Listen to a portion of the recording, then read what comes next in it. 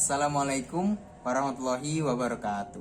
Halo para rencang-rencang sedaya, dinten iki kita badhe nglakokaken vlog sing judule Danapati. Prabu Danaraja kang asma Wisrawana nalika isih anom uga misuwur nganti sesebutan Prabu Danapati lan Prabu Bisawarna.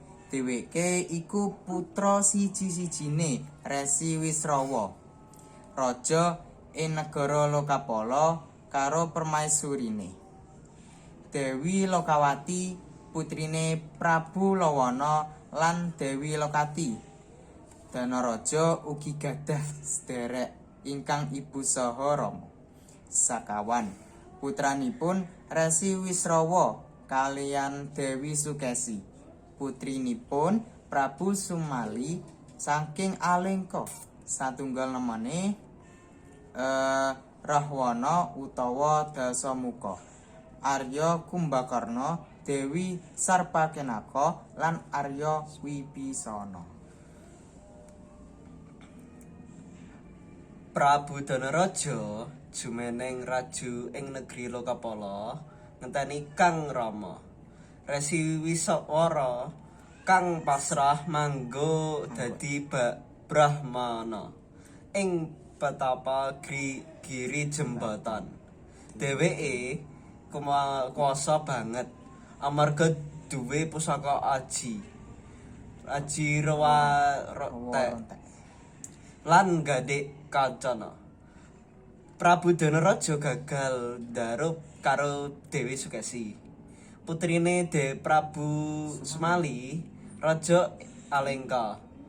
Dewi Sukesi krama karo ramane dhewe yaiku Resi Wiswara kang wis kasil njentrekake ngelmu sastra Hanjirna Yuningrat lan ngenteni Ditya Jambu Langit.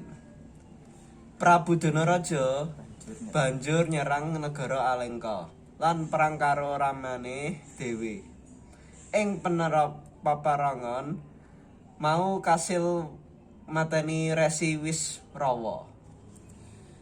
Sawetawis taun tindakipun Rahwana utawa Dasamuka dipun paringi ganjaran dening Prabu Danaraja. Dheweke tiwas ing perang nglawan Dasamuka. Sadurunge nemoni patine Prabu Danaraja luwih dhisik masrahake aji Rawarontek lan pusaka Gantik Kencana marang Dasamuka.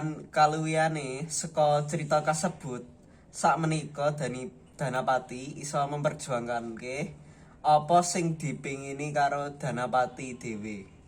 Sanadaya tewas kalih Rahwana. Kekurangan kagem ing cerita kasebut sakmenika Danapati egois pingin sakarepe dhewe lan ngebunuh kalehan ayahe dhewe. Perkara Dewi Sukesi diperistrikna karo bapake Danapati dhewe. Cekap semanten vlog ingkang saged kita laturaken. Mugi-mugi manfaat. Assalamualaikum warahmatullahi wabarakatuh.